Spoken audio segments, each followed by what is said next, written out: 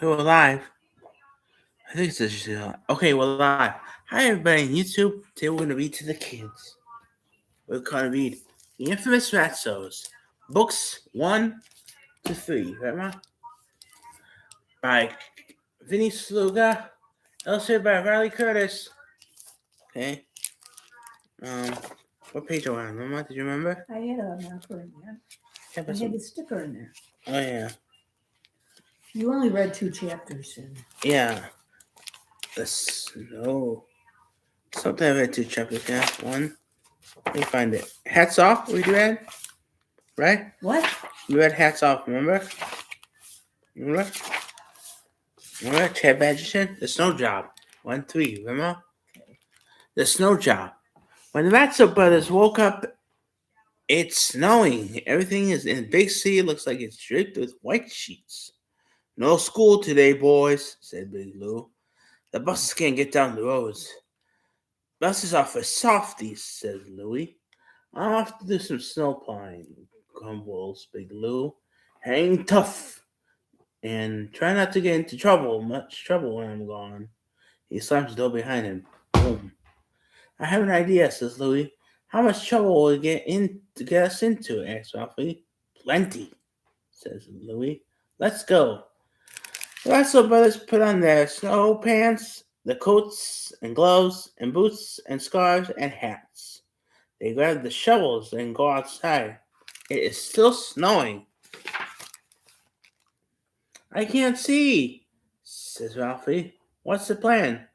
The plan is we shovel all the snow from the sidewalk and pile it up in front of Butch O'Hare's store.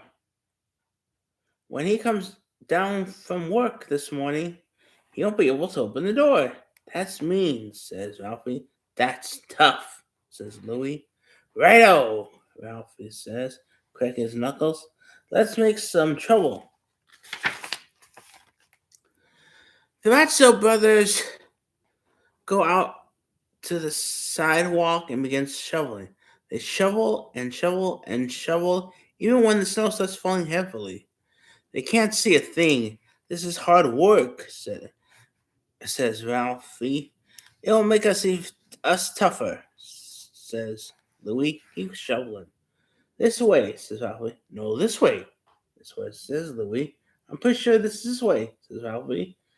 I'm pretty sure that I'm the big brother here, says Louie. That way. The brothers shoveled and shoveled until they can't shovel anymore. They fall back onto the snowdrift. I'm tired, Ralphie says with a yawn. Oh, me too, admits Louie. Soon the Ratso brothers are asleep. Why, you boys are as good as gold, a voice exclaims. What? Says Louie with a nudge. Ralphie awoke. Mr. Bush O'Hare is in the doorway of his store, tears forming in his eye.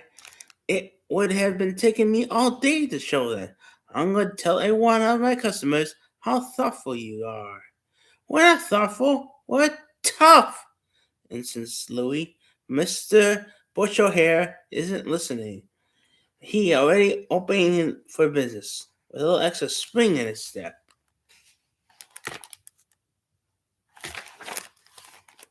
How'd he get out? Asked Ralphie. We ended up shoveling all the snow away from Mr. Butch O'Hare's door instead of toward it, Louie explained. Somehow we got turned around. Somehow, says Ralphie. Don't worry, says Louie. I'm sure another idea will come to me. Sure, big brother, says Ralphie. The rest of his brothers trudge home. They spent all day shivering in front of the heater in the Long Johns, drinking hot chocolate. The Fluffy Special. This is Florinda Ribitsky. She just moved into the big city, said Mr. Ferretti. They announces to his students, introducing Louis. Yeah, it's the neighbors with the motorcycle. Carlos says he drives it every day, especially when it's warm out. Enunciate. Huh? Enunciate clearly. Okay. I like being called Fluffy, Florinda says, meekly, looking at the floor. Her name sounds funny. And she looks, see? Pass by. And she looks weird, says Chairperson. At lunch, no one sits with Fluffy Rubinski. She picks a lunch of lettuce and raw vegetables and carrot juice. She seems sad and lonely. As always, the Russell brothers sit together and eat their cheddar cheese sandwiches. Check out the new girl, says Louie. She smells like carrots, says Ralphie. Her name is Fluffy Rubinski. She seems like a softie, says Louie. Even her name sounds soft. He wrinkles his nose, and then he reaches out into his brain and picks out another tough idea. That night, before they go to bed, the Russell brothers make their cheddar cheese sandwiches for the next day. They all make a very special sandwich piled high with the worst foods they can find in the refrigerator. Fluffy Rubinski is in a big stinky surprise, Louis says. At lunch the next day, Fluffy Rubinski is about to sit by herself. Again, when Ralphie gives her the whistle, Louis pats down the seat next to him. Why don't you sit with us? He suggests. Thank you, said Fluffy.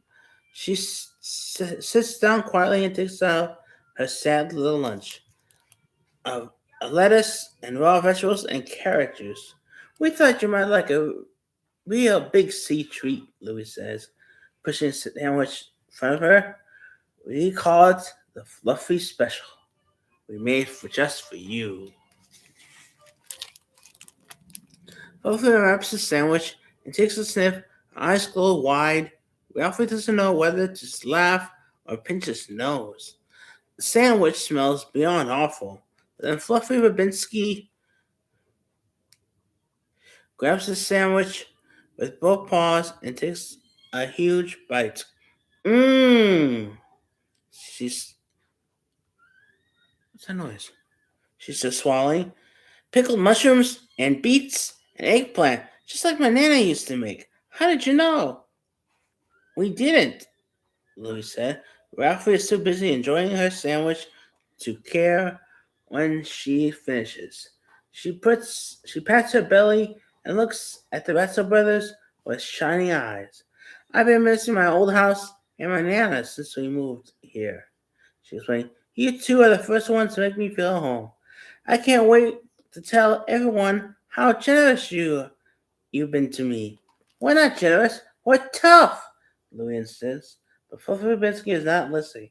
She's licking her lips, still tasting that sandwich. Look at that sandwich. Is this seat taken? Asks Tiny Crawley, sliding next to Fluffy. Louis throws up his hands. Maybe I should come up with the next idea, suggests Ralphie. The porcupine window. Should we stop there? No, another one.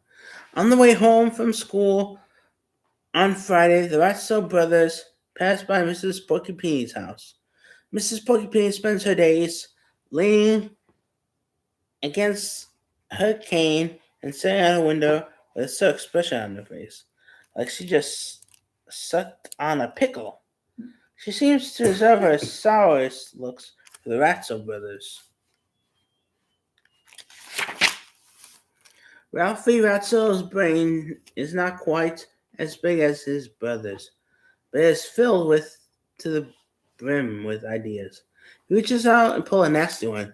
After Big Lou gets home, and the Russell brothers eat the dinner and wash the dishes and put them away, they get into bed and turn out the light. Ralphie whispers, "Here's the plan." His plan to his brother. Then he says, after tonight, when everyone in the neighborhood will know how tough the Russell brothers are, they will wait until they hear Big Lou snoring, and then they sneak out of the apartment and down the stairs and outside. They creep over to Mrs. Porcupine's house. Ralphie reaches into his pocket and pulls out 2 big bars of soap. Let's teach that prickly pickle not to give us sour looks, he whispered. When she looks out her window tomorrow morning, she won't be able to see a thing.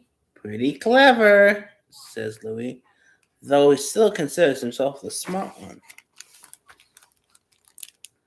The brothers began rubbing soap all over Mrs. Porcupini's window. When they're done, they have plenty of soap left over. Did Miss Page? Oh, yeah. Let's keep going, says Ralphie. The rest of the brothers soap each and every one of Mrs. Porcupini's windows. By the time they're done, the sun's coming out. Louis lets out a big, long yawn. Shh, says Ralphie. But the sound already woke Mrs. Porcupine. She goes to the picture window and lets out a big little yelp of surprise. The rest of the brothers running, but they've been awake all night, soaping windows. They're too tired to run fast, and Mrs. Porcupine is already calling them from her porch. So they don't get very far. Louis and Ralphie Ratso, she shouts. Come here this instant. We're really in trouble now, Ralphie says. Finally, says Louis. When they climb the steps of the front porch, the Ratso's brothers can see that Mrs. Porcupine's sour pickle expression is gone. In its place is an expression that looks very much like the light. I haven't been able to wash my own windows, so I hurt my knee, Miss Porcupine explains. It pains me to look out the dirty windows. You boys saw someone in need and did something about it, and I can't wait to tell everyone in the neighborhood how helpful you two are. We're not helpful, we're tough, Ralphie insists. Mrs. Porcupine isn't listening. She's too busy showing them where the garden hose is and how it works and how to hook it up. The Ratso brothers spend the rest of the morning rinsing off all the soap until Mrs. Porcupine's will sparkle like in the sun. Okay. You might as well finish it. Okay. He did it. Chapter 6. When they get home, the Ratso brothers want nothing more than to climb into bed and sleep all day. But that isn't going to happen because waiting for them in the kitchen is their father. In his hand is an open letter printed on a crisp white paper. This just came from the school, Big Lou says.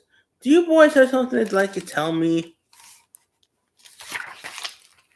He did, said Ratso brothers.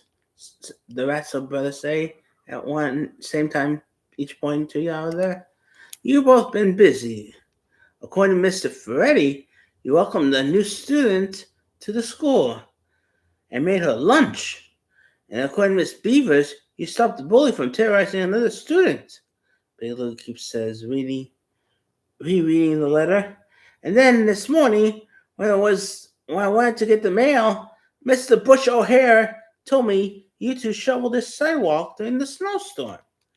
It was an accident, Ralphie tries to explain. Which part? Asks Lou. All of it, says Louis. So you're not really nice or kind or thoughtful like everyone is saying? Lou asks. No, we're not helpful either. So don't listen to whatever Mrs. Porcupine tells you. Ralphie says, we're tough. We just want to be like you, admits Louis. Like me, says Big Lou.